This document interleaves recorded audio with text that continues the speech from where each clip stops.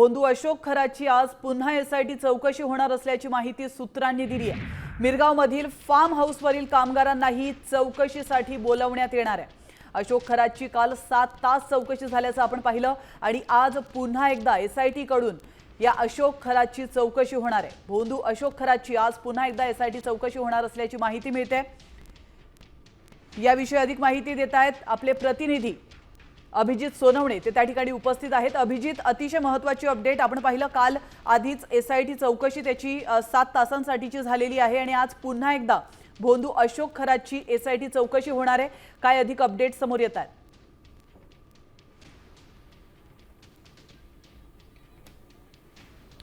प्राची, मागच्या 3 दिवसांमध्ये अशोक खराची जवळपास 20 तास एसआयटी चौकशी करण्यात आलेली आहे।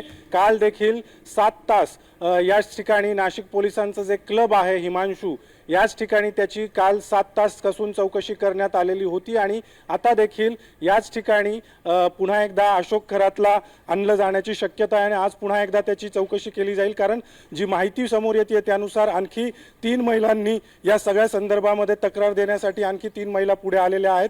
काल एसआयटीच्या पथकाने या तिन्ही महिलांशी संवाद साधलेला आहे, त्यांना आधार दिलेला आहे। त्यामुळे आता अशोक खरात याचा पाय आणखी खोलात जाण्याची शक्यता निर्माण झालेली आहे। त्यामुळे आज पुन्हा एकदा अशोक खरातला या ठिकाणी चौकशीसाठी बोलावलं जाण्याची शक्यता आहे। या सगळ्या माध्यमातून मग त्याच्या घरातून जे लॅपटॉप पोलिसांनी हस्तगत केलेले होते, काही पेन ड्राईव्ह होते, काही मोबाईल होते आणि त्याचं तांत्रिक विश्लेषण करण्याचं काम देखील एका बाजूला सुरू आहे। त्यामुळे त्यातून जी काही नवीन माहिती समोर येते त्या नवीन माहितीच्या अनुषंगाने पुन्हा एकदा अशोक खरातची चौकशी जी आहे ती एसआयटीच्या अधिकाऱ्यांकडून केली जाणार असल्याचं सांगितलं जात आहे। सोबतच अशोक खरातच्या मिरगावच्या फार्म हाऊसमधील जे कामगार आहेत, तिथे काम करणारी जी माणसं आहेत त्यांची देखील चौकशी केली जाण्याची शक्यता आहे। कारण मिरगावच्या फार्म हाऊसवर देखील अनेक सेलिब्रिटींचा, बड्या राजकीय मंडळींचा धन्यवाद तुम्ही दिलेल्या महत्त्वपूर्ण माहितीबद्दल। आपण पाहतोय अशोक खराची आज पुन्हा एकदा एसआयटी चौकशी होणार आहे आणि महत्त्वाचं म्हणजे फार्म हाऊसवरील जे कर्मचारी होते त्यांची देखील या